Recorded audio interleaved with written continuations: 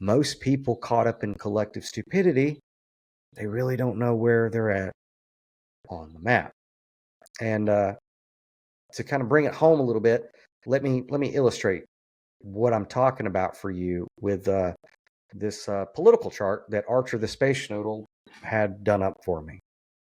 So this is an accurate political scale, and we know that it's accurate because Archer the Space Schnoodle put it together. And by the way, if you're not watching me and you're just listening to the podcast on Spotify or whatever, and you want a copy of this, just go to downloadedcontent.com, subscribe to my newsletter, and after you get your welcome email, just hit reply and say, hey, can you send that incredibly cute political scale, which is also accurate, and I'll be happy to do so. But let's take a look at it for a minute, and you'll see that obviously this political scale is not what you were indoctrinated to believe in and imbibe in your government school. However, every person that I have shown this scale to so far, after examining it, they go, yeah, it's pretty accurate. I think it's accurate. So on the far left over here, you have the state, and the way I like to think of the state is basically a dead body, a corpse, a corporation, a beast, right? The state. It has no individual soul. It's not really concerned with the rights of the individual or protecting them. It's all about the good of the body of the zombie, right?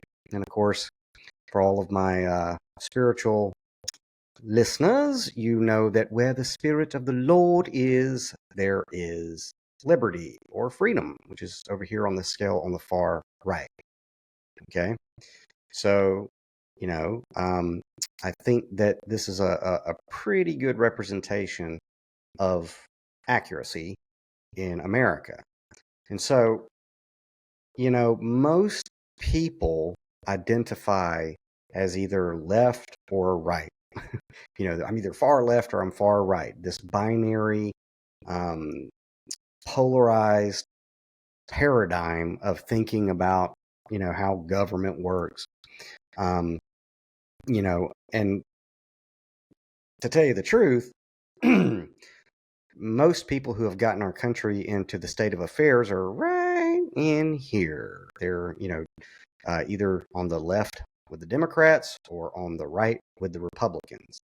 And you can kind of see in here between the brackets of Democrats, you have communism is the farthest to the state zombie corpse that you can get. And then a little step behind that is fascism. And then, of course, a little bit before that is socialism. And you got liberals in there, within the Democrat bracket.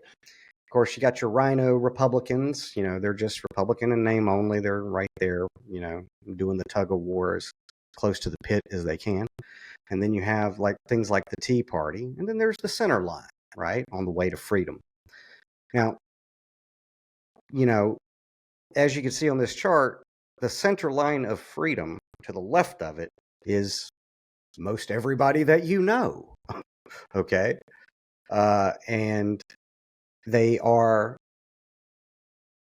lacking the same ability to know where they're at, like those pilots in the Bermuda Triangle, because they think that their left-right paradigm or Democrat-Republican paradigm is the entirety of the scale, when in all actuality, it's a trick.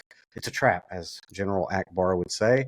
And they're on the left side of the scale in regards to freedom and the opposite of freedom.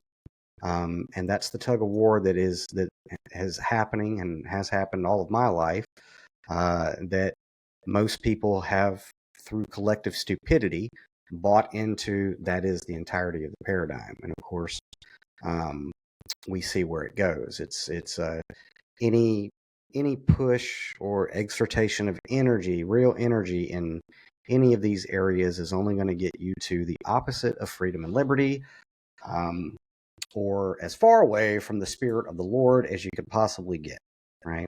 To a dead state.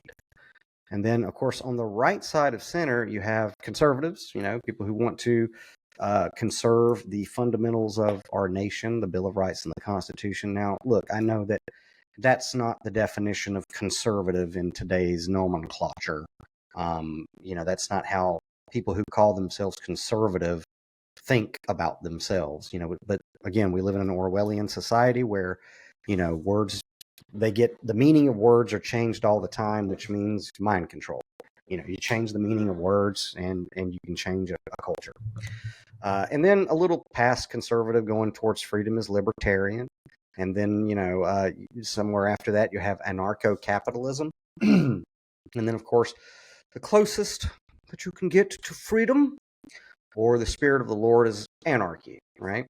And that's as close as you can get to freedom. We've never really seen what a true anarchist society would look like on planet Earth.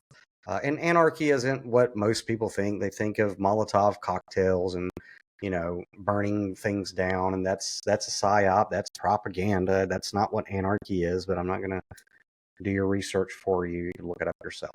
But anarchy is the closest to freedom that you can get. And so, like I said, most people don't know where they're at on the map. And, but the funny thing is that they're always carrying the flag of freedom and equality and all of that good stuff, but it's going in the other way. And so, a lot of people that I have spoken to here recently about the state of affairs, they agree that the worst thing that this country could have ever done was accept this two-party system bullshit that's been shoved down our throats. But here we are, right? And like Bonhoeffer said, those paradigms are filled with educated and intellectual people, right? And they're absolutely convinced that they're doing something virtuous, and the direction that they've taken us in is, towards equality and all that good stuff. And you can't reason with them, so don't even try. It's it's like Christ said, don't throw your pearls before swine, lest they turn and rend you. And buddy, they will. So anywho, but I know you guys who have been long-time subscribers of mine, you already know this stuff. But for bonus points, Timmy, in the back, where do you think yours truly is on this scale? The other thing about this scale I think would be quite useful for those of you who are, adamant about having some kind of freedom is, whenever you're being solicited by political candidates in whatever, you should show them this and just ask them to point out where they fall on this scale. Just point your finger, where are you at? And I'm pretty sure that most all of them are going to be on the left side of center, going towards the zombie beast system, right? I mean, it is what it is. But yeah, the divide and conquer thing has brought us to where we're at, where now, people who have sworn an oath to the Bill of Rights and the Constitution and the philosophy of, equality for everyone are participating in, well, some Nazi stuff. I mean, and I want to make a point about that. When we hear about Nazis, we think, the guys in the stormtrooper outfits and with the SS on their collar, but no, Nazis were everyone who participated with the agenda of a maniacal dictator who believed in eugenics and doing horrible things like, compiling national databases and setting up concentration camps and creating secret police and policing the people with the military and all kinds of stuff like that. So it was everybody who participated and facilitated, from librarians who supported it to, your local beat cop to the baker, down the street or whatever. They were all Nazis, right? They weren't, the Nazis weren't just the people who, threw the Jews in the furnaces and everything. It was every member of the functioning society of Nazi Germany was a cog in the machine of the Nazi Party, right? And so, and a lot of them, I guess, they thought they were very well-meaning people, and they would get up every day and, just do their job and put on their uniform or go to their place of facilitating Holocaust, and they would do it, and they kind of put blinders on and go, it's for the good of the state. When we're all good, then we're good. And so, yeah, so that's where we're at right now in America. Is you have from the top of the hierarchy all the way down to your local areas, you have the facilitation of the dictates of a tyrannical madman who has no qualms whatsoever about putting human beings in concentration camps and laughing about it, naming, torture farms, alligator Alcatraz, and you have a lot of the masses just celebrating this, like we live in, the fall of Rome and the gladiators bashing each other's heads in, this bread and circus type of thing that people are actually endorsing and supporting and doing mental gymnastics to justify as righteous.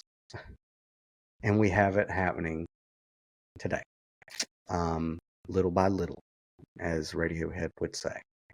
So, like I said, take a look at that and understand that most people don't know where they're at on the map. And I look at it and I go, like my friend who called me, I'm like, well, this is a part of the spell. This is a part of the trance. This is a part of the hypnosis that the masses are under. That this paradigm is the only paradigm. And all the energy has been focused there. All of the intention has been focused there. And they play pretend that, because politics is theater. It's all theater, ladies and gentlemen. They play pretend that they're doing something for the good, when in all actuality, the friction is just generating energy towards the state, right? And not towards the spirit of the Lord, where there is freedom and liberty. And a major part of it is the divide and conquer. The divide and conquer of, we're going to label you this Democrat, leftist, liberal, and we're going to label you this Republican, conservative, MAGA, and then pit them against one another, when in the bigger picture, they're not really paying attention to what's going on. They're just caught up in the collective stupidity. So divide and conquer into different titles or egoic structures or whatever has always been the way you can convince a society to do horrible things, just like in Nazi Germany, right? And, to me, it's kind of obvious. You'd think that it would be obvious to, intellectual, well-educated people, but it's not, okay?